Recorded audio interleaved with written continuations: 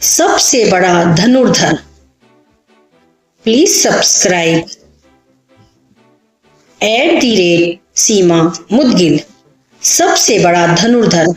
बहुत सी तीरंदाजी प्रतियोगिताएं जीतने के बाद एक नौजवान तीरंदाज खुद को सबसे बड़ा धनुर्धर मानने लगा।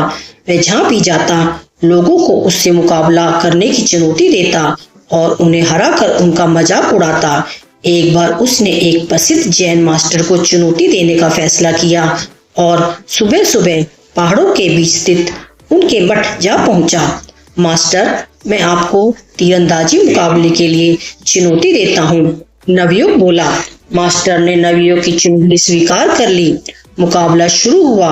नवयुवक ने अपने पहले प्रयास में ही दूर रखे लक्ष्य के ठीक बीचों बीच निशाना लगा दिया और अगले निशाने में उसने लक्ष्य पर लगे पहले तीर को ही भेद डाला। अपनी योग्यता पर घमंड करते हुए नवयुवक बोला, कहिए मास्टर, क्या आप इससे बेहतर करके दिखा सकते हैं? यदि हाँ तो करके दिखाइए, यदि नहीं तो हार मान लीजिए। मास्टर बोले, पुत्र मेरे पीछे आओ। मास्टर चलते चलते एक खतरनाक खाई के पास पहुंच गए। नवयुवक यह सब देख कुछ घबराया और बोला, मास्टर, ये आप मुझे कहाँ लेकर जा रहे हैं? मास्टर बोले, घबराओ मत पुत्र, हम लगभग पहुंच ही गए हैं। बस अब हमें इस जज्जर पुल के बीचों बीच जाना है। नवयुवक ने देखा कि दो पहाड़ियों को जोड़ने के लिए किसी ने लकड़ी के एक काम चलाऊ पुल का निर्माण किया था और मास्टर उसी पर जाने के लिए कह रहे थे। मास्टर पुल के बीचों बीच पहुंचे, कमान से तीर निकाला और दूर एक पेड़ के तने पर सटीक निशाना लगाया। निशाना लगाने के बाद मास्टर बोले, आओ पुत्र, अब तुम भी उसी पेड़ पर निशाना लगाकर अपनी दक्षता सिद्ध करो। नवयुवक डरते डरते आगे बढ़ा और बेहद कठिनाई के साथ पुल के बीचों बीच पहुंचा और किसी तरह कमान से तीर निकालकर निशाना लगाया, पर निशाना लक्ष्य के आसपास भी नहीं लगा। नवयुवक निराश हो गया और अपनी हार स्वीकार कर ली।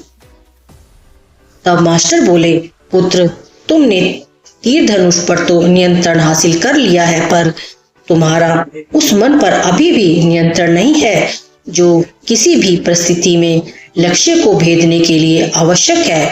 पुत्र, इस बात को हमेशा ध्यान में रखो कि जब तक मनुष्य के अंदर सीखने की जिज्ञासा है तब तक उसके ज्ञान में वृद्धि होती है, लेकिन जब उसके अंदर सर्वश्रेष्ठ होने का अहंकार आ जाता है तभी से उसका पतन प्रारंभ हो जाता है। नवयुवक मास्टर की बात समझ चुका था। उसे एहसास हो गया था कि उसका धनुर्विद्या का ज्ञान बस अनुकूल परिस्थितियों में कारगर है और उसे अभी बहुत कुछ सीखना बाकी है। उसने तत्काल ही अपने अहंकार के लिए मास्टर से क्षमा मांगी और सदा एक शिष्य की तरह सीखने और अपने ज्ञान पर घमंड न करने की सौगंध ली। आपसे निवेदन है कि कृपया हमारे चैनल @सीमा मुदगिल को लाइक एवं सब्सक्राइब कीजिए और नई नई कहानियां पढ़िए, देखिए और सुनिए। यह कहानियां जो कि उदाहरण के रूप में हैं, यदि आप अपने बच्चों को और समाज में सुनाते हैं तो निश्चित ही सभी का बेहतर चित्त एवं चरित्र निर्माण होगा। आपका बहुत बहुत धन्यवाद। आपकी सेवा में सीमा मुदगिल।